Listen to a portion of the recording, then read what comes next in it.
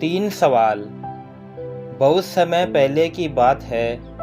राज्य समृद्ध और प्रजा संतुष्ट थी, लेकिन फिर भी उसके राजा का हृदय अशांत था। वह एक बुद्धिमान और चिंतनशील राजा था। हर रात जब वह सोने जाता तो तीन प्रश्न उसके भीतर गूंजते कि कौन सा समय जीवन में सबसे महत्वपूर्ण होता है, कौन सा व्यक्ति मेरे लिए सबसे ज़्यादा आवश्यक होता है और सबसे ज़रूरी काम क्या होता है जो हर व्यक्ति को करना चाहिए। राजा को लगता कि अगर मुझे इन तीन सवालों के उत्तर मिल जाएं, तो मैं कभी कोई गलती नहीं करूंगा और एक परिपूर्ण जीवन जी सकूंगा। विद्वानों की सभा और उत्तरों की उलझन। राजा ने घोषणा कर दी, जो भी इन तीन सवालों का सटीक उत्तर देगा उसे सोने की अशर्फियां और राज्य में मान सम्मान मिलेगा। दूर दूर से पंडित, ज्ञानी, साधु, दार्शनिक आए, लेकिन सभी के उत्तर अलग अलग थे। कोई कहता सबसे महत्वपूर्ण समय है भविष्य की योजना बनाना। कोई कहता जो बीत गया वही सबसे जरूरी था, उससे सीखा जा सकता है। कोई कहता आपके मंत्री ही सबसे ज़्यादा ज़रूरी हैं, क्योंकि वही आपके निर्णयों में मदद करते हैं। तो कोई कहता ईश्वर की सेवा सबसे बड़ा कर्म है। राजा उलझन से निकलने की बजाय और उलझता चला गया। सब तो मिलते थे, लेकिन सच्चाई नहीं। असली तलाश साधु की कुटिया। राजा ने तय किया कि वो खुद एक विख्यात ज्ञानी साधु के पास जाएगा, जो वर्षों से पहाड़ों के बीच एक कुटिया में तपस्या कर रहा था। साधु किसी से बात नहीं करता था, लेकिन जो भी उसके पास जाता उसे कुछ न कुछ ऐसा मिलता जो उसकी जिंदगी बदल देता।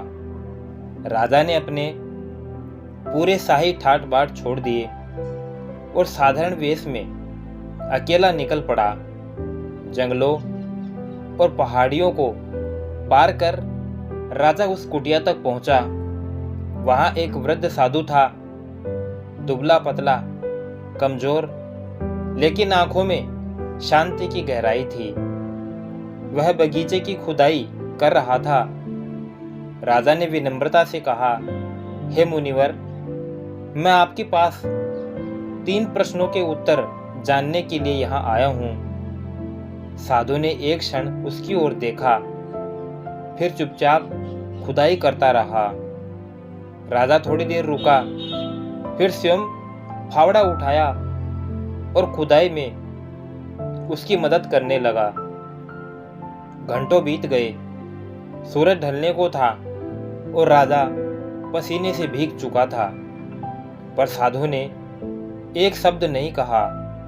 अचानक झाड़ियों में कुछ हलचल हुई। एक व्यक्ति दौड़ता हुआ आया। उसके पेट से खून बह रहा था। वह बुरी तरह से घायल था। राजा घबरा गया, लेकिन देर न करते हुए उसने घायल व्यक्ति को उठाया, कपड़ा फाड़कर पट्टी की, पानी पिलाया और बहुत देर तक उसकी सेवा करता रहा। रात को साधु ने राजा को घायल व्यक्ति को अपनी झोपड़ी में ठहरने दिया और सुबह जब सूर्य की पहली किरणें पड़ी, घायल व्यक्ति राजा के पैरों में गिर पड़ा। माफ कीजिए राजन, मैं आपका दुश्मन था। मैंने आपकी हत्या की योजना बनाई थी। आपके सिपाहियों ने मेरी जमीन छीन ली थी और मैं बदला लेना चाहता था, पर आज आपने मेरी जान बचाकर मुझे जीवन का अर्थ समझा दिया। राजा स्तब्ध रह गया। तभी साधु बोला, ज्ञान का सच्चा उत्तर साधु मुस्कुराया और धीरे से बोला, राजन, कल तुमने मुझसे 3 सवाल पूछे थे, अब मैं उनके उत्तर देता हूँ, लेकिन तुमने उन्हें अपने कर्मों से स्वयं पा लिया है। पहला, सबसे महत्वपूर्ण समय वह है जो बीत रहा है अभी। यही समय सबसे जरूरी होता है, क्योंकि बस इसी क्षण में आप कुछ बदल सकते हैं। दूसरा, सबसे जरूरी व्यक्ति जो आपके सामने हो, क्योंकि वही इस समय आपका जीवन छू रहा है। और आखिरी, सबसे जरूरी काम उस व्यक्ति के साथ अच्छा व्यवहार करना, क्योंकि यही जीवन का सार है। राजा का रूपांतरण। राजा की आंखें भर आई। वह उस दिन राजा नहीं रहा, वह मनुष्य बन गया। उसने न केवल राज्य में बदलाव किया, बल्कि अपने जीवन का उद्देश्य ही बदल दिया। सेवा, करुणा और क्षण का सम्मान।